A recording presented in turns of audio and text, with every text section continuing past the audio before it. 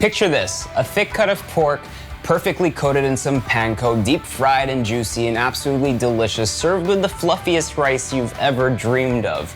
Katsu is one of those dishes that unfortunately can get quite heavy very quickly. So let's see if we can flip this katsu on its head and make something healthier that you can enjoy at home. We all have those meals that we can't resist. We know that they're bad for our diet, but we can't help but indulge. Sometimes we wish that we could have the same treat without the regret. I'm Erwan Heussaff, I'm in love with Asian cuisine, and I used to overindulge quite a bit.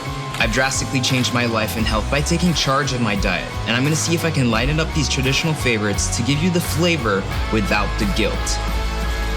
This is Lightened Up. Today is a beautiful day because I get to eat a deep fried piece of pork.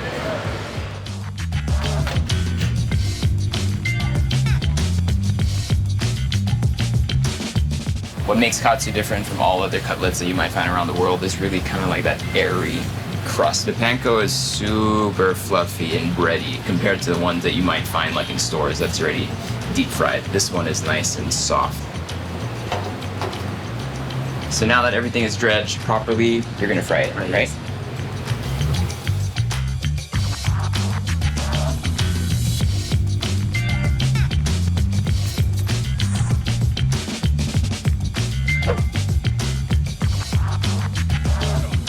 So the thing I love most about this technique is that you wouldn't actually think that this is a big cut of pork, because then when you actually handle it, it's just super light, fluffy, and airy, which is what is a good mark of a good katsu. If you pick it up, then you see a perfect layer between the pork fat and the pork itself, and it just smells delicious. Like I said, I haven't had this in a while. So when this is prepared with this beautiful, thick tonkatsu sauce with some sesame seeds, it just comes together. All right, so let's try it out. No right way or wrong way to eat this. I like to actually just dip my pieces of pork in here.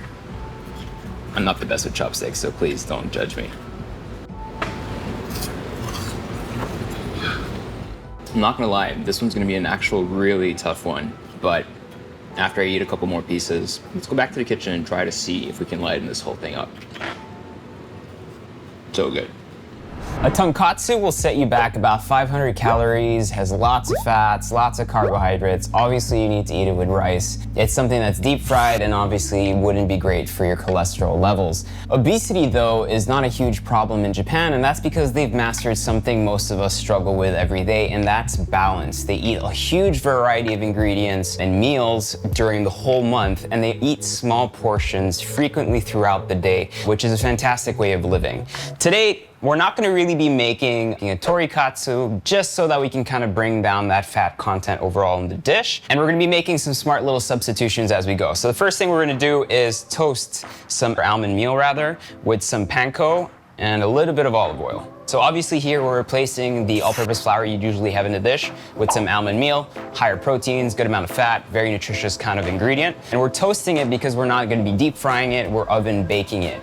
So all we're looking for is a little bit of color here. While that's happening, we're gonna prepare our chicken breast. Chicken breast is probably one of the most boring cuts of chicken that you can have. I personally like chicken thighs better. But one way to make sure that they stay juicy is that you have to kind of, because if you look at a chicken breast, one part is always higher than the other. It's kind of like a weird bulbous shape. So it's really important to flatten it to the kind of same thickness so that it cooks at the same time throughout, especially when it's in the oven or even when you're searing it in a pan.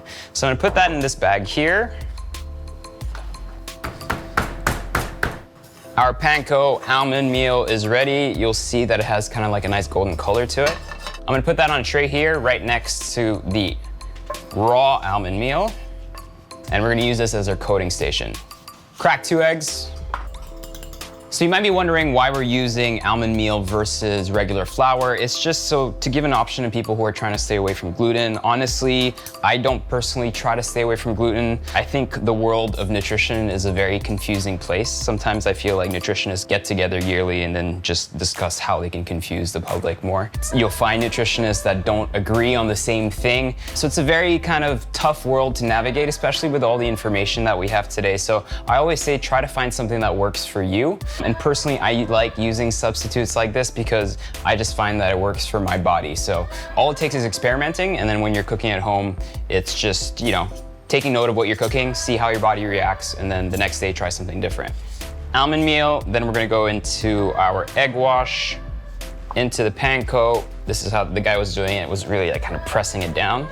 So we're doing something similar. This goes into the oven at around 400 degrees Fahrenheit for about 30 minutes until they're done. Next thing we're gonna change up is the tonkatsu sauce. I believe they call it the bulldog sauce. That's something that usually carries quite a bit of sugar, so we're trying to do it with just a little bit of honey for sweetness. White sesame seeds, black sesame seeds.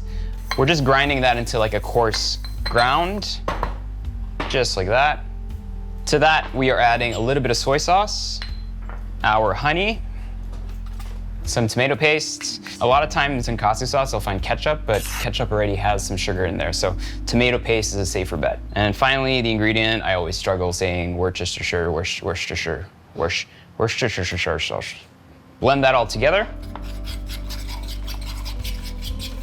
Very quickly, you'll see that you'll have kind of like the perfect sauce consistency. Last step, and this is something I learned as I was going through my journey, is to just try to increase all the vegetables that I eat. If you go to Japan, you go to any katsu place, they usually serve your fried katsu with some rice, yes, but also with unlimited cabbage, because one, cabbage is super cheap. But the great thing about cabbage is that it's so filling. Looks like we're about ready 30 minutes later. That's kind of like the perfect browning crust that we were looking for. So it's completely normal that you'll have some parts that come off like this because almond flour doesn't stick as much as regular flour. Our sauce, simple as that. All right, so this version comes down to 382 calories only with 18 grams of fat and only 18 grams of carbs. So much better than the original in terms of nutritional profile. Let's give it a taste now. So I'm gonna cut one piece. It's nice and tender, fully cooked through. Dip that in the sauce.